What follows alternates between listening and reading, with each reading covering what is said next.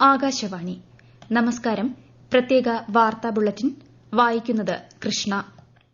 18ാം ലോക്സഭയുടെ രണ്ടാം സമ്മേളന ദിനമായ ഇന്ന് പുതുതായി തിരഞ്ഞെടുക്കപ്പെട്ട അംഗങ്ങളുടെ സത്യപ്രതിജ്ഞ നടന്നു. കോൺഗ്രസ് നേതാവ് രാഹുൽ ഗാന്ധി ഉൾപ്പെടെയുള്ള അംഗങ്ങൾ ഇന്ന് സത്യപ്രതിജ്ഞ ചെയ്തു. ഇന്നലെ പ്രധാനമന്ത്രി നരേന്ദ്രമോദി കേന്ദ്രമന്ത്രിമാരായ രാജ്നാഥ് സിംഗ്, അമിത് ഷാ ഉൾപ്പെടെ തിരഞ്ഞെടുക്കപ്പെട്ട 266 എംപിമാർ സത്യപ്രതിജ്ഞ ചെയ്തു. രാഷ്ട്രപതി ദ്രൌപദി മുർമു പാർലമെന്റിന്റെ ഇരുസഭകളുടെയും സംയുക്ത സമ്മേളനത്തെ മറ്റന്നാൾ അഭിസംബോധന ചെയ്യും. മറ്റന്നാൾ രാജ്യസഭാ സമ്മേളനത്തിനും തുടക്കമാകും. അടുത്ത മാസം 3 വരെയാണ് പാർലമെന്റ് സമ്മേളനം. 18ാം ലോക്സഭയുടെ സ്പീക്കർ സ്ഥാനത്തേക്ക് ഓം ബിർളയുടെ പേര് നിർദ്ദേശിച്ച് എൻഡിഎ. മാവേലിക്കരയിൽ നിന്നുള്ള എംപി കൊടിക്കുന്നിൽ സുരേഷിനെ പ്രതിപക്ഷം സ്പീക്കർ സ്ഥാനാർത്ഥിയായി നിർദ്ദേശിച്ചു. നാളെയാണ് ലോക്സഭാ സ്പീക്കർ തിരഞ്ഞെടുപ്പ്. പ്രധാനമന്ത്രി നരേന്ദ്രമോദി മുൻ ഉപരാഷ്ട്രപതി എം വെങ്കയ്യ നായിഡുവുമായി കൂടിക്കാഴ്ച നടത്തി. ശ്രീ നായിഡുവുമായി ഒരു ദശാബ്ദത്തിലേറെ പ്രവർത്തിക്കാൻ പറ്റിയതിലെ സന്തോഷം പ്രധാനമന്ത്രി പങ്കുവച്ചു. ഇന്ത്യയുടെ വികസനത്തിനായുള്ള ശ്രീ നായിഡുവിന്റെ പ്രവർത്തനങ്ങളെ അംഗീകരിക്കുന്നതായും പ്രധാനമന്ത്രി സമൂഹമാധ്യമത്തിൽ കുറിച്ചു.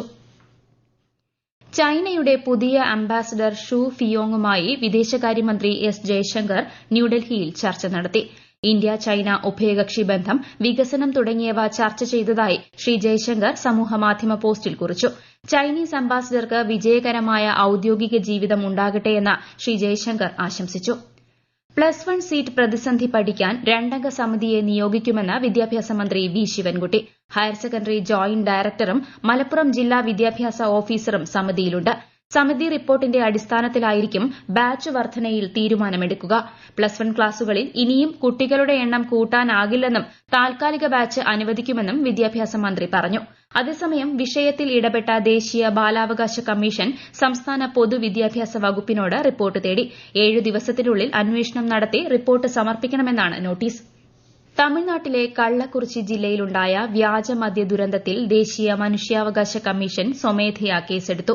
സംഭവത്തിൽ ഒരാഴ്ചയ്ക്കകം വിശദമായ റിപ്പോർട്ട് ആവശ്യപ്പെട്ട് തമിഴ്നാട് ചീഫ് സെക്രട്ടറിക്കും പോലീസ് മേധാവിക്കും കമ്മീഷൻ നോട്ടീസ് അയച്ചു.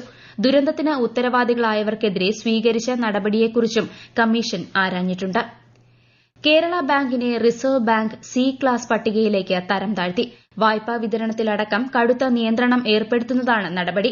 ഇതോടെ കേരള ബാങ്കിന് ഇനി 25 ലക്ഷത്തിന് മുകളിൽ വ്യക്തിഗത വായ്പ നൽകാനാവില്ല. നൽകിയ വായ്പകൾ ഘട്ടം ഘട്ടമായി തിരിച്ചുപിടിക്കണമെന്നും നിർദ്ദേശമുണ്ട്. വായ്പാ നിയന്ത്രണത്തിൽ വിവിധ ശാഖകൾക്ക് കേരള ബാങ്ക് കത്തയച്ചു. നബാർഡിന്റെ റിപ്പോർട്ടിന്റെ അടിസ്ഥാനത്തിലാണ് റിസർവ് ബാങ്കിന്റെ നടപടി. ഉപരാഷ്ട്രപതി ജഗ്ദീപ് ധൻകർ അടുത്ത മാസം 6-ന് കേരളത്തിലെത്തും. Thiruvananthapuram Valiyamala Indian institute of space science and ടെക്നോളജിയിൽ നടക്കുന്ന പരിപാടിയിൽ ഉപരാഷ്ട്രപതി പങ്കെടുക്കും.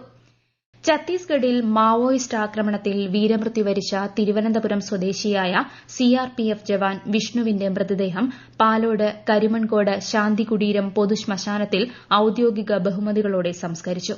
ഇന്ന് പുലർച്ചെ 1:30ഓടെയാണ് വിഷ്ണുവിന്റെ മൃതദേഹം തിരുവനന്തപുരം വിമാനത്താവളത്തിലെത്തിച്ചത്. തുടർന്ന് ഭൌതികദേഹം ജന്മനാടായ പാലോടെത്തിച്ചു. രാവിലെ കുടുംബവീട്ടിലും നന്ദിയോട് ജംഗ്ഷനിലും ഭൌതികദേഹം പൊതുദർശനത്തിന് വച്ചിരുന്നു. ഗവർണർ ആരിഫ് മുഹമ്മദ് ഖാൻ, മന്ത്രി GR അനിൽ ഉൾപ്പെടെ നിരവധി പ്രമുഖർ വിഷ്ണുവിന് അന്ത്യാഞ്ജലി അർപ്പിക്കാനെത്തിയിരുന്നു. കേരളത്തിൽ ശക്തമായ മഴയ്ക്ക് സാധ്യത.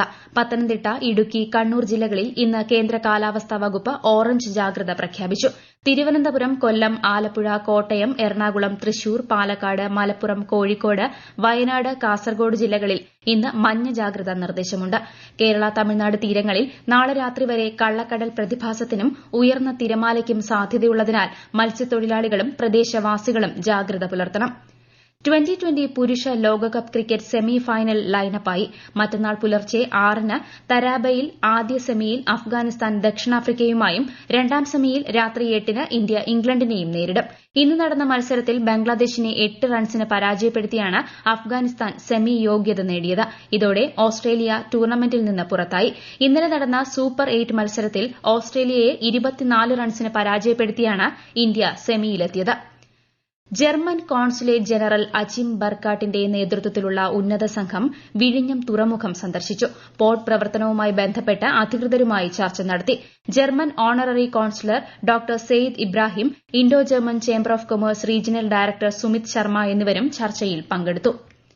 പ്രത്യേക വാർത്താ ബുള്ളറ്റിൻ കഴിഞ്ഞു.